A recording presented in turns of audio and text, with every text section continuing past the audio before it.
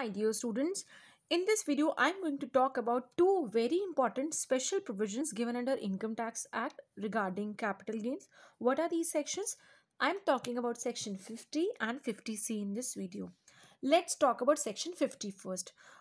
This section says any income from the transfer of depreciable assets, ऐसी assets जो depreciable nature की होती हैं, अगर उनको ट्रांसफ़र करके कोई इनकम मिलती है तो माना जाएगा कि जो गेन उनको ट्रांसफ़र करके मिल रहा है that is the from the transfer of short term capital asset और वो शॉर्ट टर्म कैपिटल गेन होगा.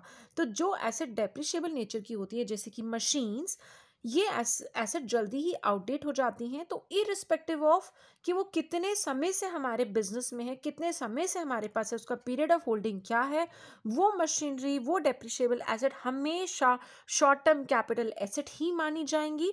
और अगर उनको बेच दिया तो मिलने वाला कैपिटल गेन हमेशा शॉर्ट टर्म कैपिटल गेन ही होगा, irrespective of the period of holding, कि आपने उसे कितने समय से अपने पास होल्ड करके रखा है, चाहे 8 साल चाहे 12 साल, हमें उसे इग्नोर करना होगा. और सिंस हमने उसको इग्नोर ही कर दिया तो इंडेक्सेशन का बेनिफिट बिल्कुल नहीं मिलेगा. वही इंडेक्सेशन जो कि मैंने आपको अपनी वीडियो 3 में बताया, वीडियो 4 में बताया है. सो इंडेक्सेशन बेनिफिट जो कि हम इंडेक्सेशन अप्लाई करते हैं on the cost of acquisition, on the cost of improvement, हम CII अप्लाई करते हैं, कॉस्ट इन्फ्लेशन इंडेक्स, वो हम इस केस में अप्लाई नहीं करेंगे. would not be available even if the period of holding such asset is more than 36 months. चाहे हमने इन डेप्रिशिएबल एसेट को 36 महीने मतलब कि 3 साल से ज़्यादा अपने पास से रखा हुआ है, इवन देन ये हमेशा शॉर्ट टर्म कैपिटल एसेट ही मानी जाएंगी. और इनको बेचकर मिला हुआ कैपिटल गेन, इनको ट्रांसफ़र करके मिला हुआ capital gain will always be short term capital gain. Now let's talk about section 50C. ये सेक्शन 50C किससे रिलेटेड है? ये रिलेटेड है लैंड, बिल्डिंग की सेल से या उन दोनों की सेल से.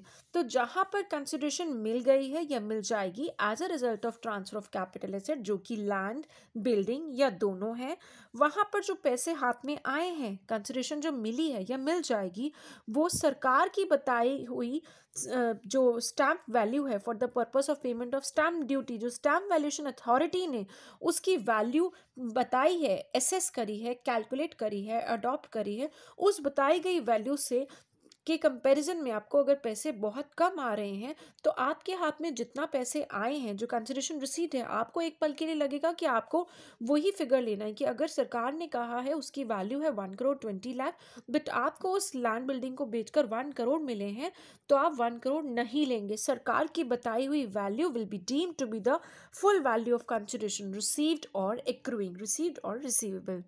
सो आई सेड जो एक्चुअल कंसिडरेशन है, अगर एक्चुअली जो पैसे मिले हैं वो कम है स्टैम्प वैल्यू से, जो सरकार की स्टैम्प वैल्यूएशन अथॉरिटी ने पैसे बताए हैं, तो आपको एक्चुअल वैल्यू, जो एक्चुअल पैसे हाथ में आए हैं कैपिटल गेन कैलकुलेट करते वक्त, आपको फुल वैल्यू ऑफ कंसिडरेशन में एक्चुअल कंसिडरेशन नहीं लेना है, बल्कि जो सरकार की बताई हुई वैल्यू है वो ही लेनी है. इसमें मैं एक बहुत इंपॉर्टेंट पॉइंट के बारे में बात करना चाहती हूँ. Further, if there is any variation between the stamp duty value, अगर कोई वेरिएशन है स्टैम्प ड्यूटी वैल्यू और बताई हुई एक्चुअल कंसिडरेशन के बीच में, which is not more than 10% of actual consideration, जो कि एक्चुअल हाथ में पैसा आया उसके 10% से ज़्यादा का वेरिएशन है ही नहीं, तब आप उस वेरिएशन को इग्नोर करेंगे और जो पैसे हाथ में आए हैं, एक्चुअली जो कंसिडरेशन मिली है, वही आपकी कंसिडरेशन होगी. उस केस में आप स्टैम्प ड्यूटी वैल्यू नहीं लेंगे. तो मैंने क्या कहा कि देखिए, स्टैम्प ड्यूटी वैल्यू अगर आपकी ज़्यादा है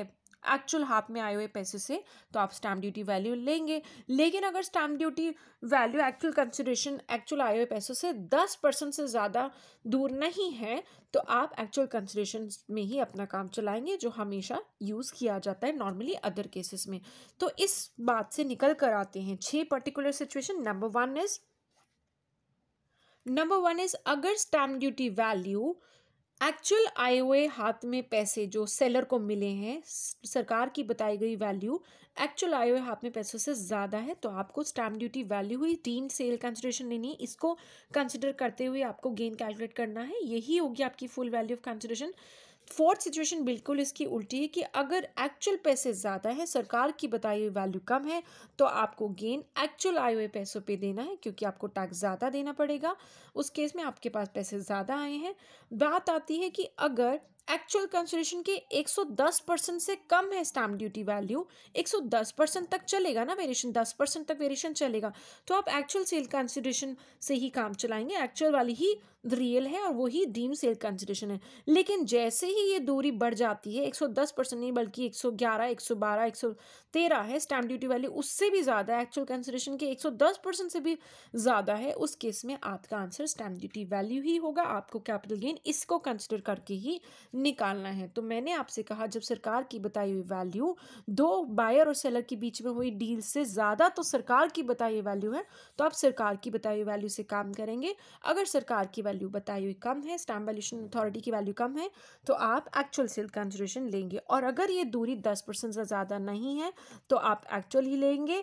अब एक्चुअल सेल कंसिडरेशन जो सेलर के हाथ में आए हैं पैसे, उसी के हिसाब से गेन कैलकुलेट होगा। अगर 10% से ज़्यादा का गैप है तो आप सरकार की वैल्यू पर फोकस करेंगे। देन एक और वैल्यू आती है जो कि है वैल्यूएशन ऑफिसर। अगर value ascertain by the valuation officer is more than stamp duty value, तो भी आप स्टैम्प ड्यूटी वैल्यू को ही प्रेफरेंस देंगे। अगर वैल्यूएशन ऑफिसर की निकाली गई कैलकुलेट करके निकाली गई वैल्यू स्टैम्प ड्यूटी वैल्यू से कम है, मतलब उसने और भी कम वैल्यू निकाल दी, दिस मीन्स वाकई में उस प्रॉपर्टी की वैल्यू बहुत ही कम है, तो आप value ascertain by valuation officer ही लेंगे। सो वैल्यूएशन ऑफिसर की बताई हुई वैल्यू ज़्यादा है, स्टैम्प ड्यूटी वैल्यू कम है, तो आप स्टैम्प ड्यूटी वैल्यू को प्रेफरेंस देंगे। लेकिन वैल्यूएशन ऑफिसर की बताई गई वैल्यू भी स्टैम्प ड्यूटी वैल्यू से फर्दर कम है, तो आप और कम वैल्यू लेंगे। उसके हिसाब से ही सेल कंसिडरेशन निकालेंगे, क्योंकि गेन कम निकल कर आएगा उस केस में। So that's it for this video.